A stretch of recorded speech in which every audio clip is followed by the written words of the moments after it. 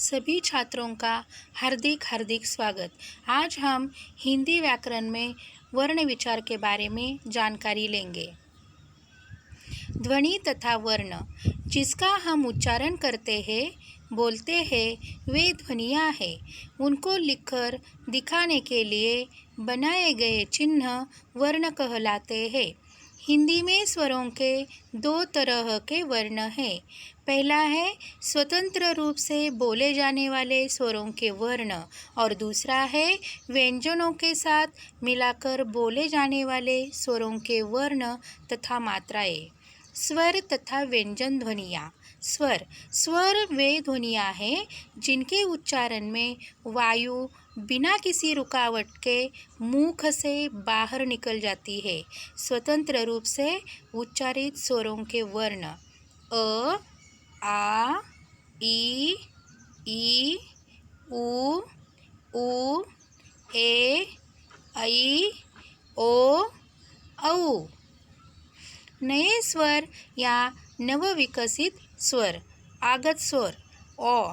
हिंदी में coffee, doctor, shop आदि अनेक अंग्रेजी के शब्द आ गए हैं। इनमें आने वाला स्वर ना तो हमारे ओ के समान है और न औ के समान।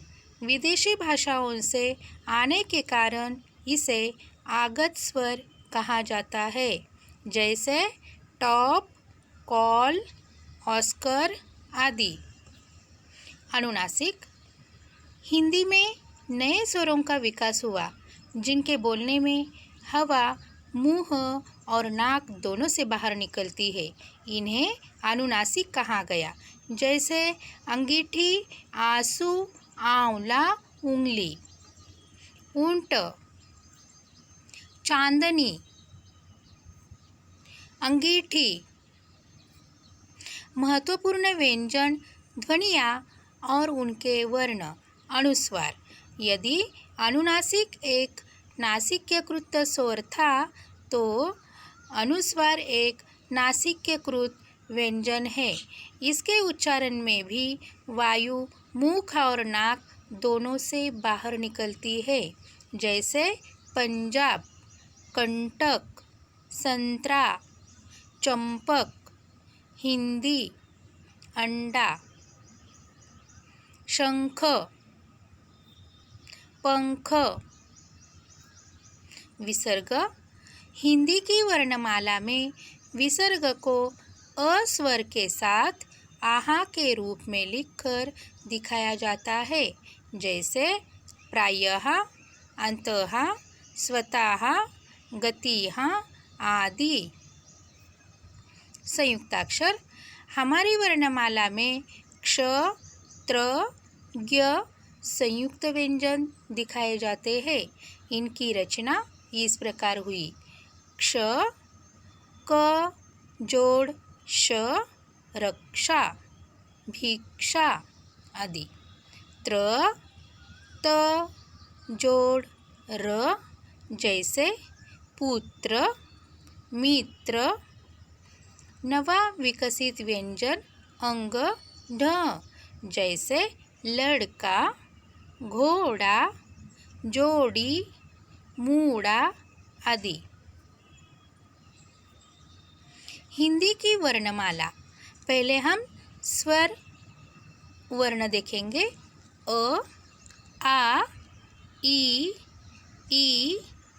उ, री, ए, ऐ, ओ, औ। अनुस्वार अम। विसर्ग आहा। आगस्वर ओ।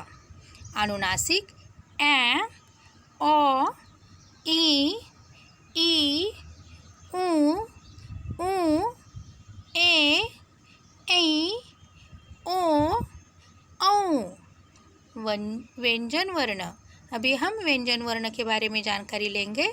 पहले देखेंगे क वर्ग। क, ख, ग, घ, अंग। च वर्ग। च, छ, ज, झ, न। ट वर्ग। ट, ठ, ड ढ न ड ढ. त वर्ग त थ द ध न. प वर्ग प फ ब भ म.